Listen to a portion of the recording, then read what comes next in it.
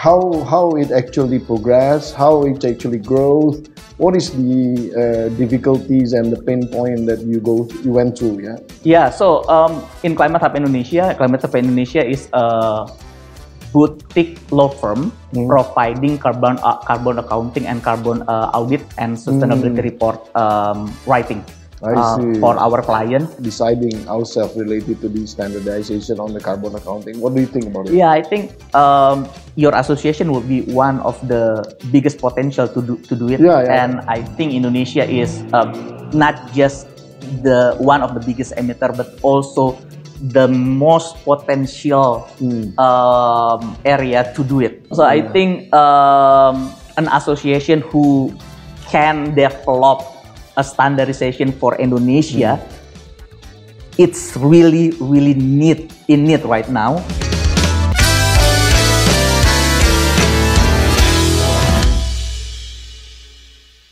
Bismillahirrahmanirrahim. Assalamualaikum warahmatullahi wabarakatuh.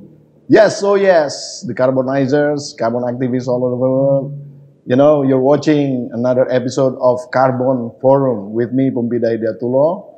And today we're going to discuss something which is not, I'm fond of actually. It is carbon accounting. You know, some people, when you come up with the word accounting, is there are a lot of things in their minds. Complicated, needs to go through details, and then a lot of standardization and all. Okay, never mind. We're lucky that we have the expert now, and he's been doing this for more than 10 years. His name is Irfan Purungan. Welcome to Carbon Forum, Irfan. How are you? Thank you, Pak Pompi. Fine, very well. Oh, great. So yeah, you're an accountant. Your background is accountant, right? And no, my background is environmental lawyer. Oh, environmental lawyer. And I'm taking carbon accounting and audit training. Oh, so you don't have to have a accounting background to achieve these professional status. Yeah? No, it's a training. You can use the FERA or Gold Standard standardization or IPCC 2006. You can take that course. I take it for 120 hour. 120 hours. Yes. That's not long. Sorry, 120 unit credit. Oh, okay. So it's around 3 months. Okay. And we are learning about how to calculate emission. Emission carbon in forestry, buildings, and energy usage in the residential. Any activities, basically. And basically in 6 IPCC sector: forestry, AVOLU, forestry, energy in building, transportation, and waste management. What is IPCC anyway? Intergovernmental panel on climate change. Okay, one of the what you call it, the international forum where no. One of the person who's in charge in the IPCC. What's the name? Okay. He's actually the head of our expert. Yes, Prof. Edwin Aldrian. Right. He's from IPCC. So writing. I'm proud, to have him with us. So you have to join, the association. I will. Yeah. He's actually writing the report in special report 1.5, if I'm not mistaken. Okay. So he is very good, and I'm really willing to join the association. Okay. So, can you tell me a little bit about your activities as a carbon accountant? Now, what I'm saying is, you've been doing this for 10 years. How it actually progress? How it actually grows? What is the difficulties and the pain point that you went through? Yeah. Yeah. So, in Climate Hub Indonesia is a boutique law firm providing carbon accounting and carbon audit and sustainability report writing for our client.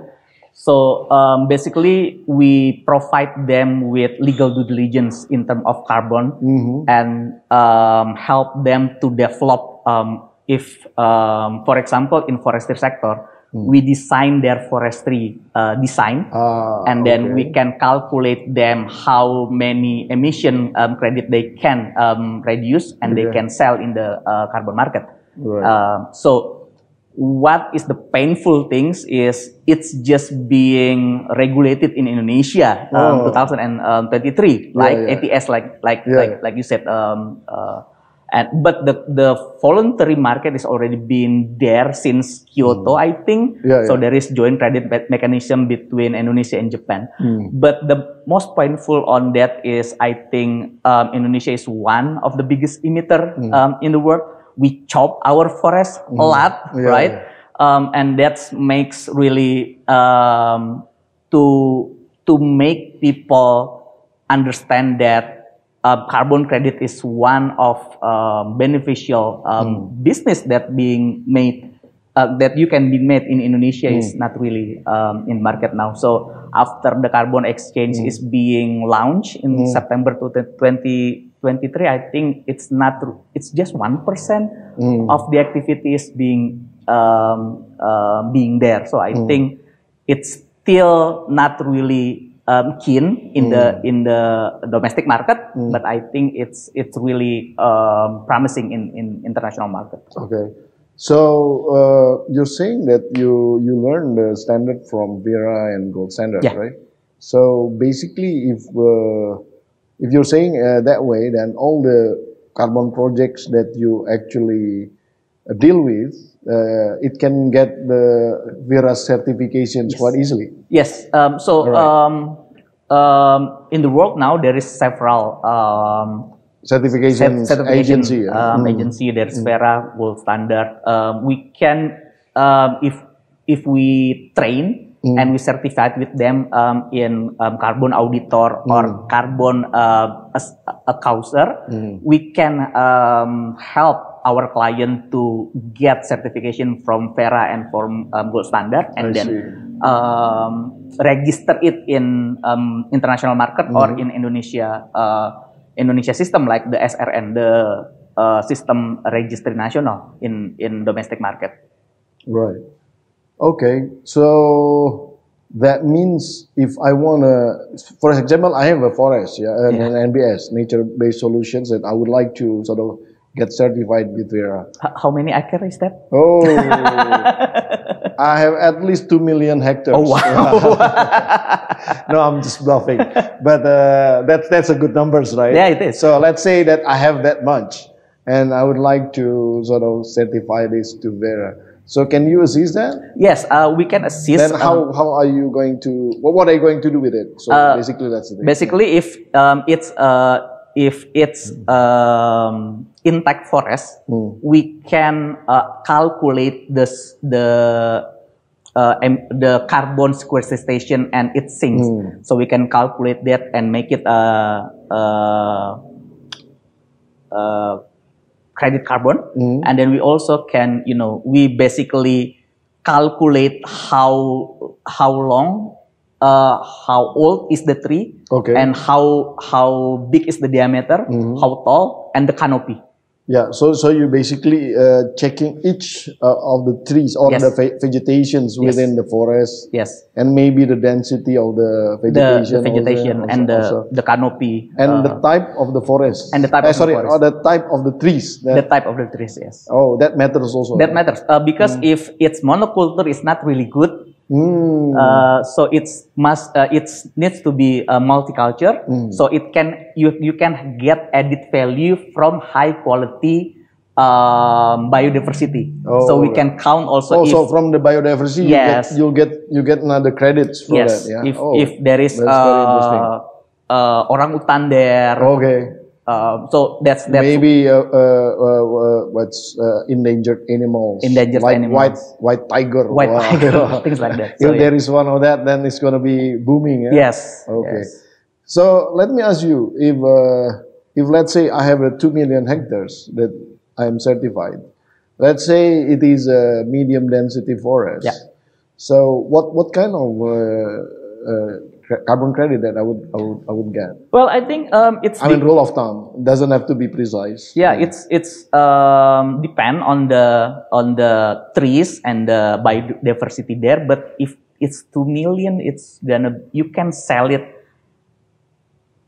I think How many tons of carbon credit that you would earn from 2 million?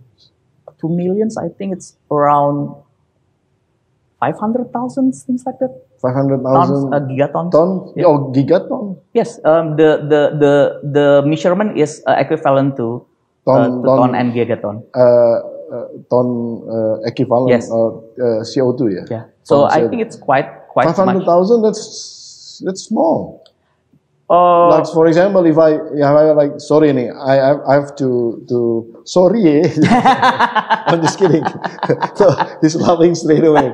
See, so because I know him. So internal jokes. no jokes. Okay. Anyway, 2 million hectares. I mean, if you convert 500,000 metric ton of CO2 equivalent. That's like maybe only, let's say if it is $10, the price of 30 per ton. now. No, I'm just kidding. Okay. Just put it low, like $10. Yeah. You only get like maybe about $5 million a year out of the 2 million. I think that's too small. Yeah. I need to check it. Don't worry. I'm not trying to actually what you call it, giving you some examination on this. No, I mean I'm just trying to sort of verify what's going to be like, when I submit it to Verra or whatever. So yeah, I heard that the cost to submit the certification to Verra is kind of very high, right? Yeah. How much should I actually? No, this is just, you don't have to like discuss this precisely, but I just want to ask you, how much is the cost that I have to prepare to spend, to pursue with this? Yeah, I think it depends on the auditor supply, the auditor that you use. I think in Climate Hub Indonesia, it's quite cheap. Okay, that's good. No, but I mean, what I'm saying in the Verra itself, there are a lot of costs that incur there. Yes. I think you need to pay the auditor and the process and also the legal due diligence. But in my experience, the benefit is quite good because you can sell it in. You don't need to just sell it in domestic market or in mandatory market. You can sell it B2B with in the voluntary market. So it's that's right. That's normally that we would like to do anyway, because an open market is not very conducive at the moment, and it is. Yeah, it's kind of difficult to get the right perspective out of it because of the certain technical issues. Yeah. But anyway, never mind about the situations. Now, what would you expect?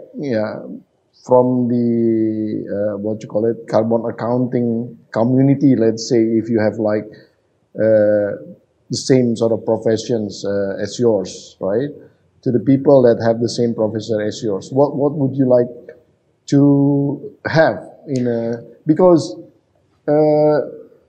the way that I see it, the standardization, Indonesia needs to have their own standard instead of just referring to any kind of international standard or foreign standards. I think we should sort of have sovereignty in terms of deciding ourselves related to the standardization on the carbon accounting. What do you think about it? Yeah, I think your association will be one of the biggest potential to do it. And I think Indonesia is not just the one of the biggest emitter, but also the most potential area to do it, because we have forests, we have buildings, we have waste management. So I think the seas, man. the sea, blue carbon. So I think an association who can develop a standardization for Indonesia, it's really in need right now. So we can have our sovereignty in the process, but also we can like offering it to like Kenya, Brazil, like same-minded countries in IPCC forum, right? Like they have the coalition between the tropical countries like Indonesia, Brazil, Vietnam, and Kenya, things like that. So we can have a more localized standard rather than the international one. One of my problem is to like localize the context. For example, the standardization I'm used with IPCC 2006. Sometimes we cannot measure the indirect emission. For example, you mean the scope 2 and scope 3, yeah? Yes, because for transportation, for example, we cannot say that Jakarta vehicle is just from Jakarta. They buy their fuel in Bekasi or Bogor and they're traveling Jakarta. So it's little bit problematic there. Yeah, so that's considered to be scope 2, yeah. Yes. And then scope 3 is actually the supplier again. The supplier. Yeah. I know. That's why I'm not fond of these accounting issues. But yeah. So do you think we need to have like a certain code of conduct? Of course, that the Indonesian Association of Accountants, they have their own code of conducts, right? So we are in the association actually already conceived the ethical codes. But do you think we need to have certain code of conduct specifically for these carbon accounting? Yes, I do believe so because ethics is the basic of all of this. For example, the benefit of doing carbon accounting is you can ethically say that I'm not being part of the environmental problem, things like that. So I think carbon accountant needs to also have the conducts and ethical conducts to help their client. So some issues in forestry sector is the rights of indigenous people. And human rights. You can do that. You can move people from your project and things like that. So I think that conduct will be the safeguard of our accountant to providing their services to the client. Right. Last but not least, how many clients have you dealt with? Well, he doesn't want to talk because otherwise, a lot of taxmen will come to see him and try to sort of get some money out of him, right? No, just kidding. Several. We are now we have a client, a consortium from Singapore and Indonesia. Oh, okay. They wants to develop a carbon and conservation project in West Java, Cianjur, Tekokak village, 26 acre there, and in Klaten. Okay. Yeah. Well, it's been very interesting. Even though we are discussing carbon accounting, it's still interesting though. Now, so would you like to address like a couple of minutes to the audience of Carbon Forum, please? Yeah, Carbon Forum, carbon activist and carbon accountant, we need to address this issue to help Indonesia achieving their INDC and also striving our client to sustainable development. Oh, great. Thank you, Irfan. And thank you very much. We'll be inviting you again in the future, of course, when you join the association. Okay, I will. Just kidding. I'm just kidding. Okay, the carbonizers, carbon activists all over the world. Thanks for watching. That was Irfan Pulungan, and he just discussed a lot of things related to the carbon accounting. Hopefully that will reveal a lot of questions that needs to be answered in your head. And with me, Pompi Hidayatullah, thanks for watching. Until the next episode of Carbon Forum. Wassalamualaikum warahmatullahi wabarakatuh.